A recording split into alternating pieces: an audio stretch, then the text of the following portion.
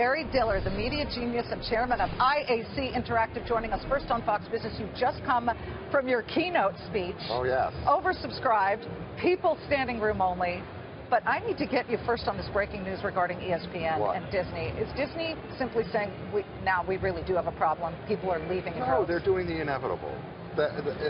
You could have backed up a few years and said this was inevitable. Once you break up the cable bundle, once people have the choice for a la carte, you better offer them a la carte or you're going to really lose. So for ESPN, which has been subsidized for literally the last 30 years by the cable package, once that starts to break up and 90% of the people who don't watch ESPN are paying for the 10% who do, then you go direct, do the best you can, life will go on, ESPN isn't going anywhere, but it's definitely, once you break up the cable bundle, it has got creative destruction all over the place. Barry, if you were the CEO of Disney, would you spin off ESPN?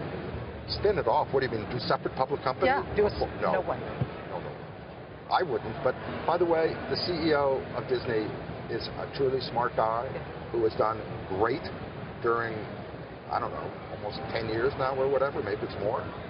So I'd do whatever he does. How's that? But that's good enough. It's a nice endorsement of Bob Iger. Well, I'm not the first. Well, we're looking at all kinds of names behind here. Everything new, everything old here at the Consumer Electronics Show. But, you know, the winners and the losers fall by the wayside pretty quickly, depending on what's the next big thing. And even quicker in the next years. Well, how do you survive in this, you know, at the speed of thought atmosphere?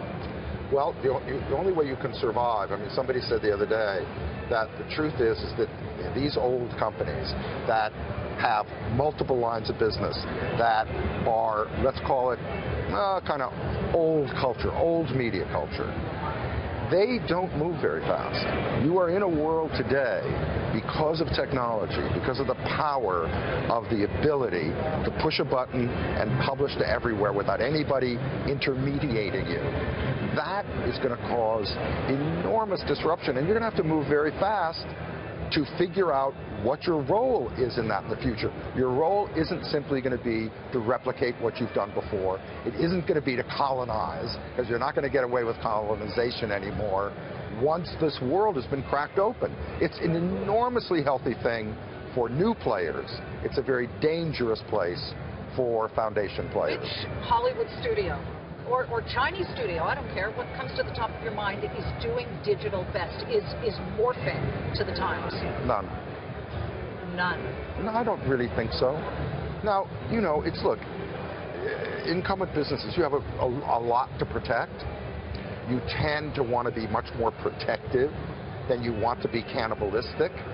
You know, the idea that Disney is going to offer ESPN separately as a standalone is, of course, cannibalistic to their cable subscribers, right?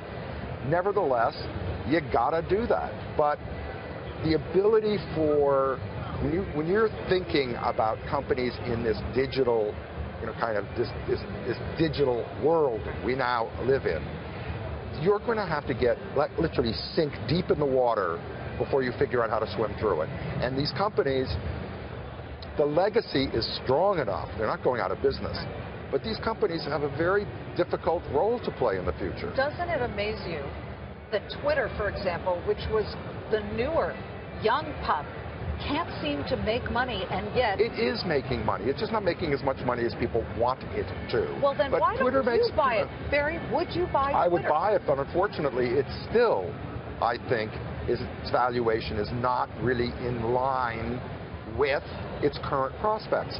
But Twitter is a very good communications platform. It's also going to be an okay advertising platform. I don't know how great it's going to be. It certainly isn't going to be Google. But I think people have been trash talking Twitter for too long. So you would buy it if the price came down? Well, I don't know if I'd buy it, but I'd certainly look sweeter at it than I would at this moment. Do you look more sweetly, this is a loaded question, everybody, do you look more sweetly at our new president-elect? You were unabashedly anti-Donald Trump. Hey, it's a free country. I believe you once said that if he were walking down the same side of the street, you'd cross the road. I think the truth is we both would. And I think we both did several times. You actually saw him on the street.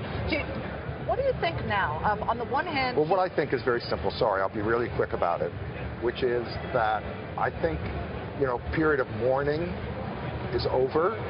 My attitude is, okay, bring it all on. Give us the biggest dose of your charlatan personality. And let's see what happens with it. I think that it's going to come to tears. I may be wrong. If it doesn't, you know what? I still will cross the street. But I will at the same time say, wow, that's an important thing that you did. Right now, the thing is, mourning for me is over. But the thing is, I wake up in the morning and I still can't quite believe that he is actually going to be president of the United States. To me, it's literally